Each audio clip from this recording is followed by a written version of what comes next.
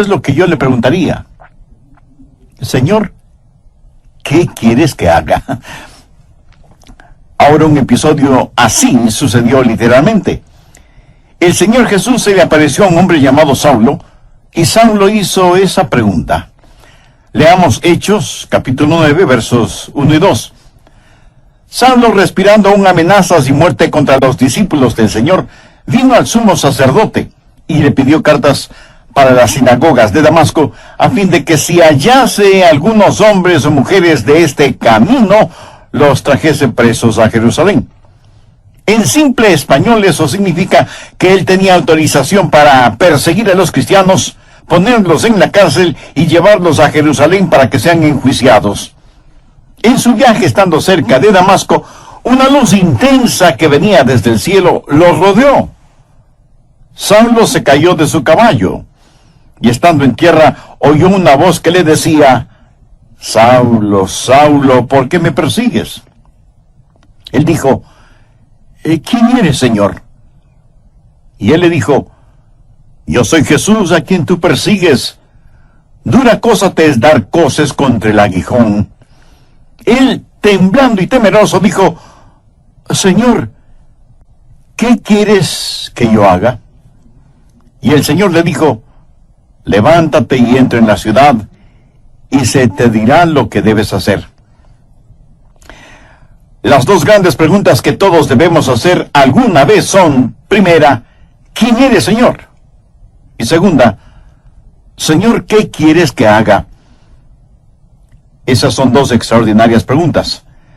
Y el apóstol Pablo invirtió el resto de su vida encontrando las respuestas a esas preguntas. ¿Quién es Jesús? ¿Y qué es lo que Jesús quería que él hiciera?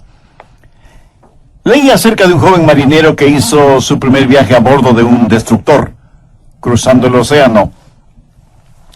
El entrenamiento de este joven marinero era impecable, por lo que le asignaron la tarea de sacar ese buque de guerra del muelle y llevarlo de regreso a los Estados Unidos. Era la primera vez que le habían asignado un trabajo tan importante y él quería hacerlo bien. Era un joven marinero muy inteligente, así que en un momento la cubierta del buque se llenó de actividad. El joven da órdenes por aquí y órdenes por allá, y todo se movía con la precisión de un reloj suizo. Y a pesar de lo difícil que es la maniobra de sacar del muelle un buque tan grande, lo hicieron muy bien y en un tiempo récord. De pronto le dijeron al joven marinero que tenía un mensaje del capitán. Y le pareció extraño, porque era un mensaje impreso. Pero lo leyó, y esto es lo que decía el mensaje: joven, ha realizado un excelente trabajo. Lo ha hecho velozmente, todo de acuerdo a las normas y reglamentos. Pero hay una regla no escrita que no tomó en cuenta. La próxima vez que saque un buque del muelle, asegúrese de que el capitán está a bordo. Este joven marinero hizo todo muy bien, pero dejó al capitán en tierra. Quiero decirle, mi amigo, que no importa cuán inteligentes sean sus planes o cuán capaz sea usted, antes de navegar hacia algún lado, asegúrese de que el capitán esté a bordo. Asegúrese de saber cuál es la voluntad de Dios. Ahora, ¿cómo saber la voluntad de Dios? Busque Jeremías 10, verso 23. Ni del hombre que camina es el ordenar sus pasos. De la vida de Saulo, quien más tarde fue el apóstol Pablo, podemos aprender por lo menos tres cosas, y oro que el Espíritu Santo de Dios las grabe en su corazón. Primero, una guía es prometida. ¿Y qué bendición es esta? Dios ha prometido guiar. Mire Hechos 9, la parte final del verso 6. Y el Señor le dijo: levántate y entra en la ciudad, y se te dirá lo que debes hacer. No creo que Jesús pudo haberle dado una mejor promesa que esta. Y usted dirá: pastor, eso es lo que el Señor le dijo a Saulo, pero no me lo ha dicho a mí. Déjeme darle algunos versículos. Efesios 2:10. Porque somos hechura suya, creados en Cristo Jesús para buenas obras, las cuales Dios preparó de antemano para que anduviésemos en ellas.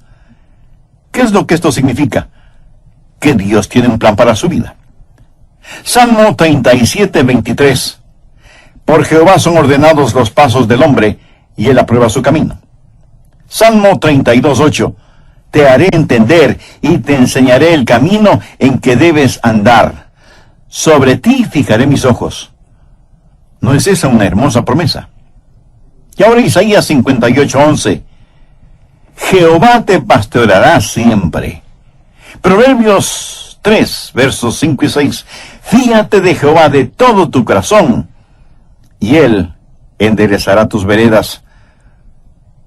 Mi amigo, la voluntad de Dios viene a nosotros de tres formas. Primero, viene como su voluntad soberana. La voluntad soberana de Dios siempre se realiza. Nadie puede cambiarla ni detenerla. Dios es Dios y realiza lo que desea hacer, porque no hay nadie que pueda oponerse a su voluntad. La voluntad de Dios es misteriosa, es desconocida. Ni usted ni yo podemos conocerla. Solamente Dios la conoce. Deuteronomio 29:29 dice: las cosas secretas pertenecen a Jehová nuestro Dios, mas las reveladas son para nosotros y para nuestros hijos para siempre. Las cosas secretas pertenecen a Dios. Usted será una persona mucho más feliz si renuncia a ser Dios y deja que Dios sea Dios.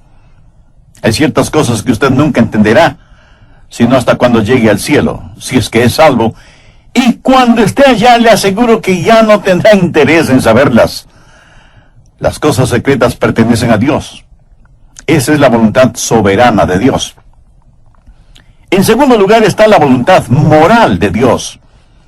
Hay ciertas cosas que Dios dice que son correctas y otras que son incorrectas. Por ejemplo, el robo, la fornicación, el asesinato, el orgullo, la mentira, son cosas incorrectas. En cambio, el amor, la justicia, la honestidad, la pureza, la bondad, el respeto, la consideración, son cosas correctas. Esta es la voluntad moral de Dios, y no va a cambiarla para mí, ni va a cambiarla para usted. Son normas fijas de lo bueno y lo malo, porque Dios así lo ha decretado. ¿Estamos de acuerdo? La voluntad moral de Dios la encontramos en la palabra de Dios, sin titubeos, sin tartamudeos, ni apologías, ni vacilaciones.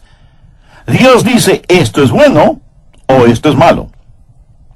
Es la voluntad moral de Dios y no la va a cambiar absolutamente por nadie.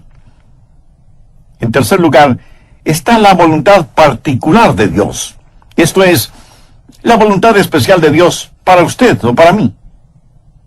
Dios tuvo una voluntad especial para Saulo. Por ejemplo, mire en Hechos 9:15. El Señor le dijo, ve, porque instrumento escogido me es este para llevar mi nombre en presencia de los gentiles y de reyes y de los hijos de Israel, porque yo le mostraré cuánto le es necesario padecer por mi nombre. Dios tuvo un plan muy especial para este hombre. Pablo sería un apóstol a los gentiles. Era un vaso escogido. Verá, eso es muy importante para mí. Dios lo escogió en forma muy particular para que sea un vaso especial. Y Dios tiene una voluntad especial para cada uno de nosotros. Por ejemplo, fue la voluntad soberana de Dios que un hombre llamado Adrian Rogers sea parte de los elegidos de Dios. ¡Aleluya! Yo francamente no lo entiendo, pero me regocijo. Es la voluntad soberana de Dios. En forma soberana, Dios derramó su amor sobre mí y me salvó, y agradezco a Dios por eso. Y luego fue la voluntad moral de Dios que yo me casara con una cristiana. La Biblia dice que no debemos unirnos en yugo desigual con los incrédulos. Por lo tanto, sé que Dios tiene una voluntad moral para que, si me case con una creyente en el Señor Jesucristo. Y para mí, Dios tuvo una voluntad particular. Y su nombre es Joyce. ¿Lo ve? La voluntad soberana de Dios trabajó en mi vida. La voluntad moral de Dios estuvo en mi esposa. Sabía que quería casarme con una muchacha cristiana. Y cuando iba a dejar a casa a Joyce después de haber estado en la iglesia o después de algún juego de fútbol en la universidad, al regresar a mi casa oraba: oh Dios, quisiera casarme con Joyce. Y creo con todo mi corazón que Dios contestó mi oración porque estaba dentro de su voluntad. Y Dios me dio esa maravillosa y especial mujer para que sea mi esposa. Dios tiene un plan para su vida. Dios tiene una voluntad particular para su vida. El por qué Dios está interesado en usted o en mí solo muestra la grandeza de su amor. Somos menos que una partícula de polvo en el océano de la existencia y sin embargo, Dios nos conoce. Él sabe nuestras idas y venidas, sabe cuando nos sentamos y cuando nos ponemos de pie. Aún los cabellos de nuestra cabeza están contados. Y Dios no solo que nos ama, sino que también cuida de nosotros. Un niño comenzó a orar el Padre Nuestro y dijo: Padre nuestro que estás en los cielos. ¿Cómo es que sabes mi nombre? Se imagina, Él sabe nuestro nombre. De entre los billones de seres humanos que existen y que son preciosos para Él, Dios sabe el nombre de cada uno de sus hijos. La voluntad de Dios está prometida. Guía y liderazgo es su promesa. ¿La tiene usted? Dios ha prometido guiarle, pero sabe que hay 6 errores o mitos acerca de la voluntad de Dios. Espero y oro que podamos desterrarlos de nuestras mentes para siempre. Son mitos que necesitan ser destruidos. Primero, que Dios le dará un mapa para su vida. Y eso no es cierto. No lo hará. No se lo dio al apóstol Pablo entonces y no se lo dará a usted ahora. La voluntad de Dios para usted no es un mapa. Es una relación. Cuando Él guió al pueblo de Israel por el desierto, ¿cómo lo guió? ¿Le dio algún mapa? No. Pero les dio las columnas de fuego y nubes para que las siguieran y para que el pueblo se mantuviera relacionado con Él. A muchos nos gustaría tener un mapa y decir: vamos a ir a este lugar y luego iremos a este otro lugar y más tarde aquí y más tarde allá. Pero Dios es el que quiere hacer eso y me alegro de que sea así, aún para mantener la parte romántica del asunto. De otra manera, todo carecería de emoción y hasta de sentido de reverencia y temor, si supiéramos lo que mañana tiene para nosotros. Cuando estudiaba en la universidad, un día otro joven que se estaba preparando para ir al pastorado se sentó junto a mí y me dijo: Adrián, ¿sabes lo que hice la semana pasada? Le dije que no lo sabía. Y él prosiguió: estuve en Memphis, en Tennessee, y fui a ver al Dr. Lee. De paso, debo decir que el Dr. Lee fue con toda seguridad el más grande, cordial, santo y elocuente ministro que yo haya conocido. Así que ese joven y neófito teólogo, al decirme que estuvo para verse con el Dr. Lee, me dejó poco menos que asombrado. Y pensé: ¿cómo logró entrar? ¿Y cómo el Dr. Lee pudo perder el tiempo con un joven imberbe como él?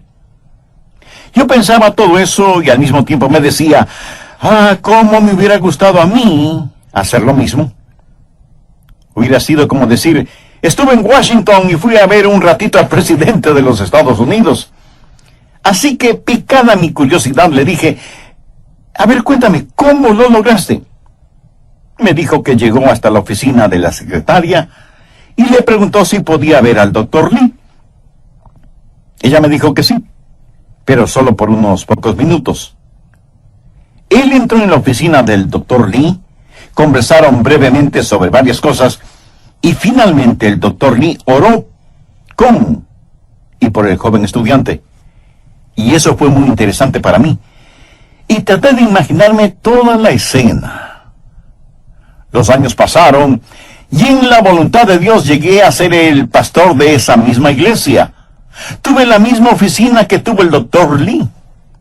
Un día mi secretaria me llamó por el intercomunicador y me dijo, el doctor Lee está aquí y quiere saber si puede conversar con usted unos minutos. Por supuesto, hágalo pasar inmediatamente. Y sin querer, vino a mi memoria el episodio de mi joven amigo universitario que años atrás, estando de paso por Memphis, fue recibido en forma cordial e inmediata por el doctor Lee. La voluntad de Dios no es un mapa, es una relación personal. Segundo, quítese de la cabeza la idea de que Dios es una especie de aguafiestas espiritual. Que si usted hace la voluntad de Dios, ese es el final de su gozo, de su alegría. Hay mucha gente que no quiere saber la voluntad de Dios por temor de lo que podrían encontrar. Dicen, si le digo a Dios que quiero hacer su voluntad, ¿quién sabe a dónde me mandará? Muchos de ustedes seguramente son padres. Suponga que un día su joven hijo de 14 o 15 años viene y le dice, papá, estoy convencido que eres un hombre bueno, piadoso y sabio. Quiero saber qué es lo que quieres que haga. Haré cualquier cosa que tú quieras que haga. ¿Qué haría usted? Creo que usted primero se quedaría como una estatua, con la boca abierta. No daría crédito a lo que está escuchando de boca de su hijo. Segundo, como un sonámbulo iría donde está su esposa y le preguntaría, ¿escuchaste lo que nuestro hijo dijo? Pues veamos qué podemos pedirle que haga para hacerle la vida miserable. Se va a arrepentir de haber dicho lo que dijo. ¿Qué es lo peor que podríamos pedirle que haga? Amigo, no tenga temor de la voluntad de Dios. La voluntad de Dios es lo que usted quisiera para usted mismo, si tuviera el suficiente sentido común para desearla. Amigo, ¿entendió esa frase? La voluntad de Dios es lo que usted quisiera para usted mismo, si tuviera el sentido suficiente común para desearla. ¿Busca usted diaria y diligentemente la voluntad de Dios para su vida? Si usted no conoce al Señor Jesucristo como su Salvador y Señor en forma personal, de ninguna manera buscará la voluntad de Dios. Al respecto, en el programa anterior vimos que primero Dios no le dará un mapa para su vida. Él nos ha dado su palabra.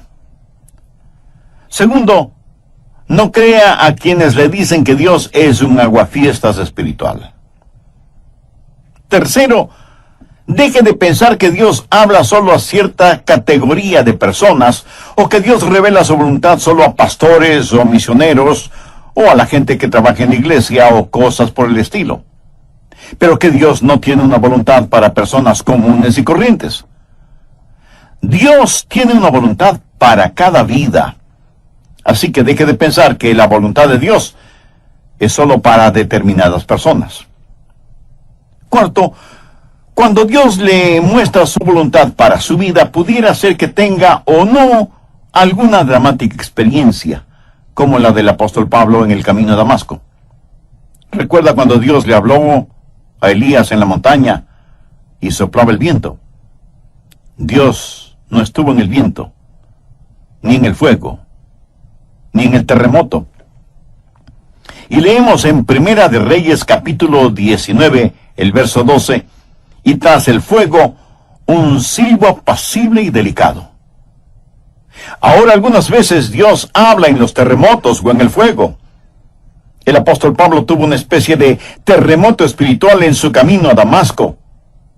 Pero usted deje que Dios sea Dios en su vida. Dios habla apaciblemente a algunas personas y a otras Dios tiene que llamarles fuertemente la atención. Quinto, otro mito que debemos sacarlo del corazón y mente es el creer que Dios muestra su voluntad solo a gente joven, pero no a gente mayor.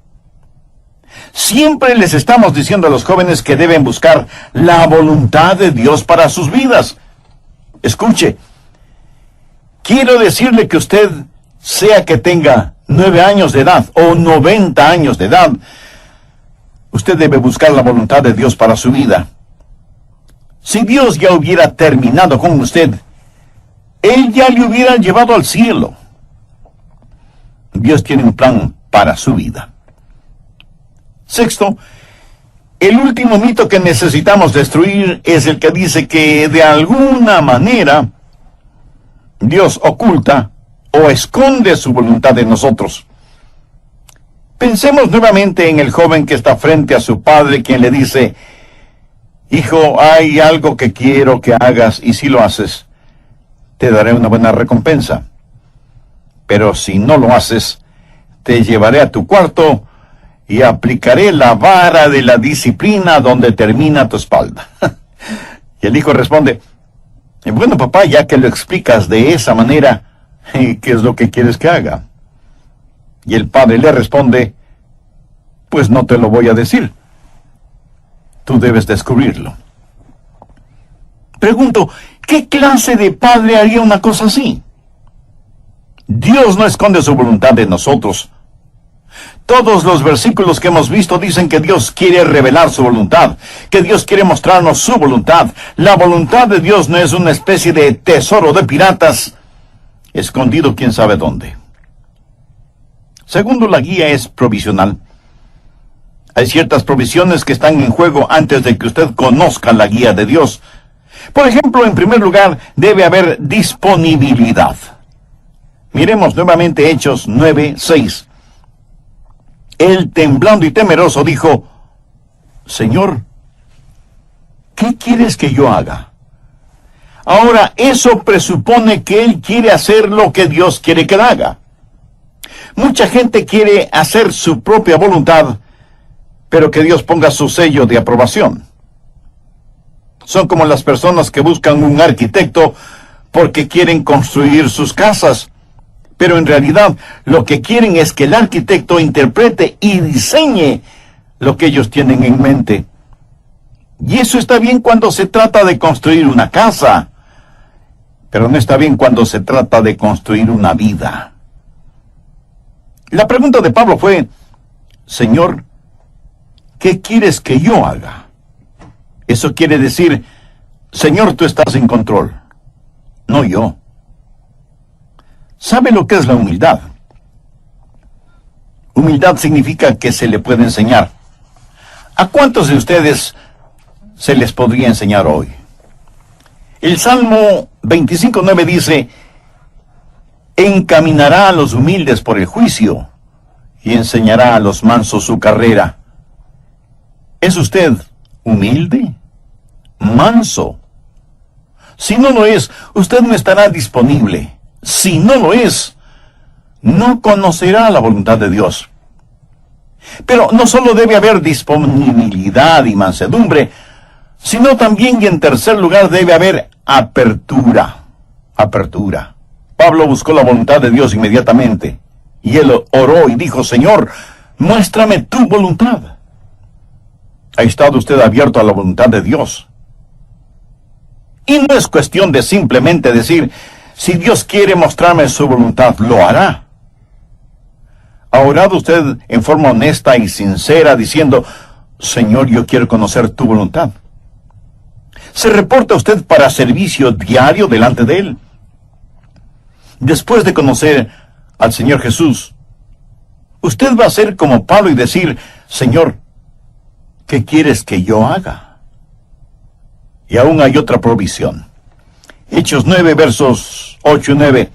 Entonces Saulo se levantó de tierra, y abriendo los ojos no veía a nadie. Así que, llevándole por la mano, le metieron en Damasco, donde estuvo 3 días sin ver, y no comió ni bebió. ¿Puede imaginarse eso? Aquí está este hombre que capturaba y encarcelaba a muchos, y ahora ciego, es tomado de la mano para ser guiado. Ahora es un hombre dócil, se ha rendido, ha cedido ante la presencia de Cristo. La Biblia dice que debemos presentar nuestros cuerpos como sacrificio vivo. ¿Puede usted decir que así lo hace diariamente? Señor, tu voluntad, sin vacilaciones, sin reservas, donde quiera, a cualquier hora, cueste lo que cueste. ¿Se atrevería usted a decirlo? ¿Se ha rendido completamente a la voluntad de Dios? Decimos, Señor, yo quiero conocer tu voluntad. ¿Está listo para hacerla si Dios le mostrara su voluntad? Tercero, es una guía práctica. Dios nos ha dado formas muy prácticas para que podamos conocer su voluntad, y están aquí en su palabra. Una de las formas de conocer la voluntad de Dios es por medio de los milagros. Miren lo que le sucedió a Saulo. Estando en el camino rumbo a Damasco, cuando repentinamente le rodeó un resplandor de luz del cielo, y cayendo en tierra, oyó una voz que le decía, Saulo, Saulo, ¿por qué me persigues? Dios puede hablarle a usted por medio de visiones, o por medio de sueños, o por medio de una voz audible. Dios puede hablarle y guiarle por medio de un milagro. Y me apresuro en decir que normalmente Él no nos guía con milagros, pero de vez en cuando lo hace. Ahora, toda vez que tenemos la Biblia completa, esa clase de milagros no son necesarios en la actualidad, y no es la forma normal de Dios para guiarnos. Pero lo menciono porque está en la palabra de Dios. Pero si usted tiene una visión, o un milagro, o un sueño, o lo que sea, será mejor que las compare con las otras cosas que voy a mencionar para ver si encajan unas con otras. Y no es una mera autosugestión. En segundo lugar, Dios le hablará y le guiará por medio de su palabra. Y si usted pregunta, ¿le guió Dios a Pablo con su palabra? Amigo, es mejor que lo crea. Verá, primero, él era un rabí y conocía muy bien la palabra de Dios, el Antiguo Testamento. Segundo, hace poco él había escuchado un sermón en los labios de uno de los más grandes evangelistas de entonces, un hombre ungido y lleno del Espíritu Santo cuyo nombre fue Esteban. Y cuando el santo Dios le habló a Saulo, le dijo, dura cosa te es dar coces contra el aguijón. Pablo estaba lleno de la palabra de Dios, y es la palabra de Dios la que guía. Anote al margen el siguiente versículo, Salmo 119, 115. Lámpara es a mis pies tu palabra, y lumbrera mi camino. Mucho de la voluntad de Dios para su vida se encuentra en la Biblia, mi estimado amigo. Por ejemplo, la voluntad de Dios es que usted no se case con una persona no creyente. Así lo dice su palabra. Si usted está saliendo seriamente con una persona que no es salva, entonces, ¿por qué lo hace si sabe que no puede casarse con esa persona? Muchas veces usted conoce la voluntad de Dios al leer la Biblia y dice, bueno, Dios me está guiando a que me divorcie de mi cónyuge y me case con otra persona. Mi amigo, esa es una ignominiosa mentira. Es una mentira atrevida, a la cual Dios le concederá algo que está en contra de lo que Él mismo ha establecido en su palabra. Piénselo. En tercer lugar, Dios le guiará por medio de su gente, los hijos de Dios. Veamos Hechos 9, los versos del 10 al 13. Había entonces en Damasco un discípulo llamado Ananías, a quien el Señor dijo en visión, Ananías. Y él respondió, heme aquí, Señor. Y el Señor le dijo, levántate, y ve a la calle que se llama Derecha, y busca en casa de Judas a uno llamado Saulo, de Tarso, porque he aquí, él ora, y ha visto en visión a un varón llamado Ananías, que entra y le pone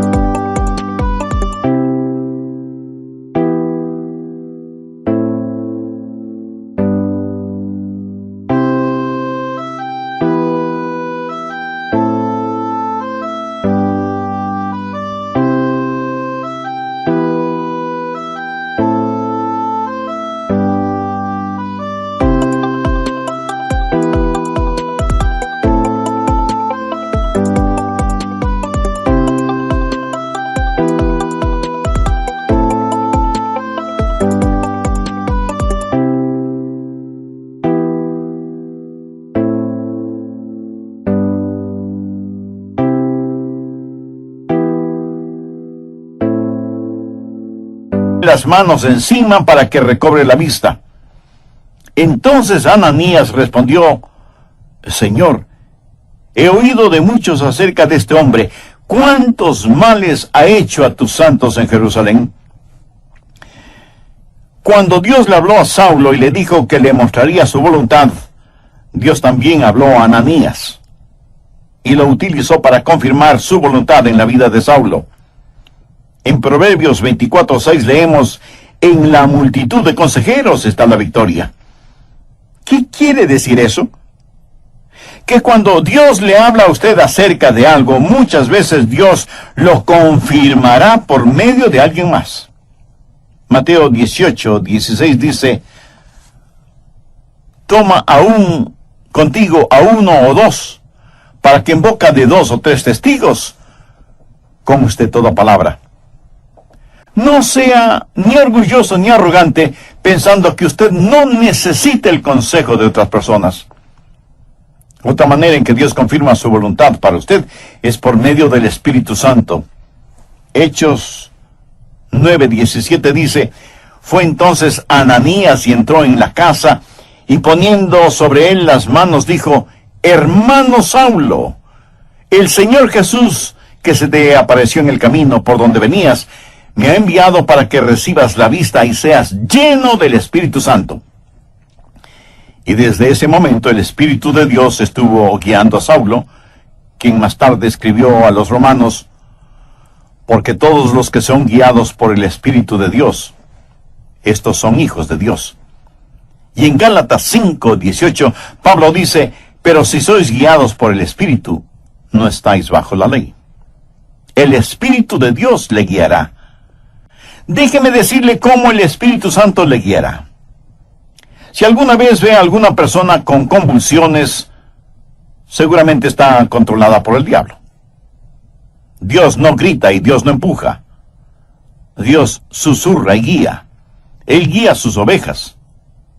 No las está llevando al matadero, las lleva a pastos verdes. Y es mejor que usted sea sensible para escuchar al Espíritu Santo y reconocer la voz de Dios. Finalmente, usted puede conocer la voluntad de Dios por la sabiduría de Dios. Él le guiará con absoluta sabiduría. Note lo que dice Hechos 9:20 al referirse a Saulo. Enseguida predicaba Cristo en las sinagogas, diciendo que este era el Hijo de Dios. Este hombre, Saulo, comenzó a predicar de inmediato. Y todos los que le oían estaban atónitos y decían: ¿no es este el que asolaba en Jerusalén a los que invocaban este nombre? Y a eso vino acá, para llevarlos presos ante los principales sacerdotes. Pero Saulo mucho más se esforzaba y confundía a los judíos que moraban en Damasco, demostrando que Jesús era el Cristo. Ahora, ¿de dónde tuvo esa sabiduría? Dios le dio sabiduría sobrenatural. Santiago 1:5 dice: y si alguno de vosotros tiene falta de sabiduría, pídala a Dios, el cual da a todos abundantemente y sin reproche, y le será dado. Si la palabra de Dios en usted empieza a tener sabiduría.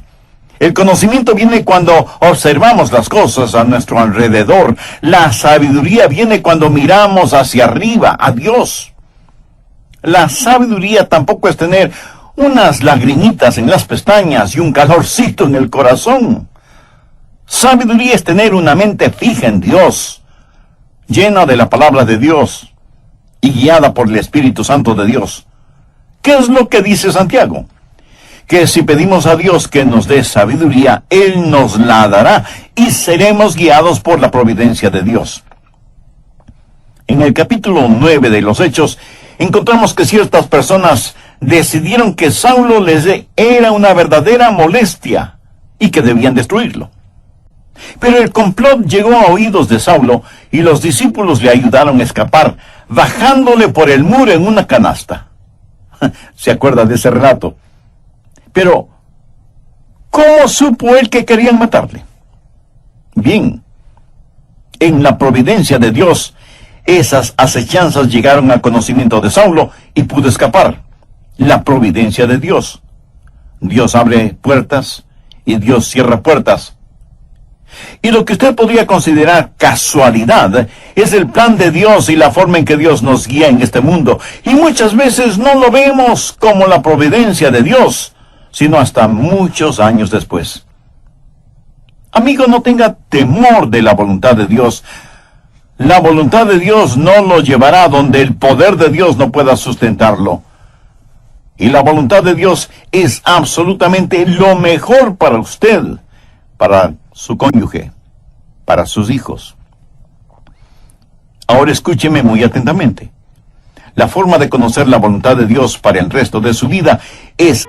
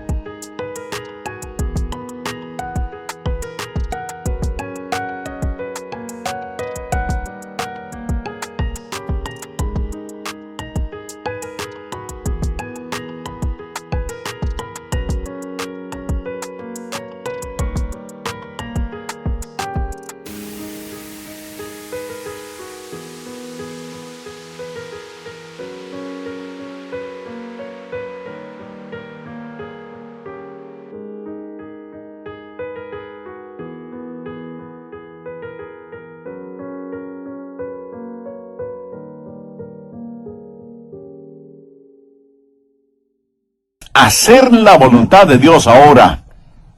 Es muy difícil el pilotear un barco que no se mueve. Verá, la forma de entender la parte de la Biblia que no entiende es obedeciendo lo que sí entiende. La manera de saber acerca del futuro es obedeciendo a Dios ahora en el presente. Y si usted tiene interés en poseer la voluntad de Dios para su vida, le diré lo que el apóstol Pablo dijo hace ya tantos siglos. Señor, ¿quién eres? Señor, ¿qué quieres que yo haga? ¿Quién es el Señor? Es el Hijo de Dios que murió por sus pecados y quiere que usted lo reciba ahora mismo en su corazón como su Salvador y su Señor. Y le prometo, basado en la autoridad de la palabra de Dios, que si usted entrega a Jesús su corazón, Él le perdonará sus pecados,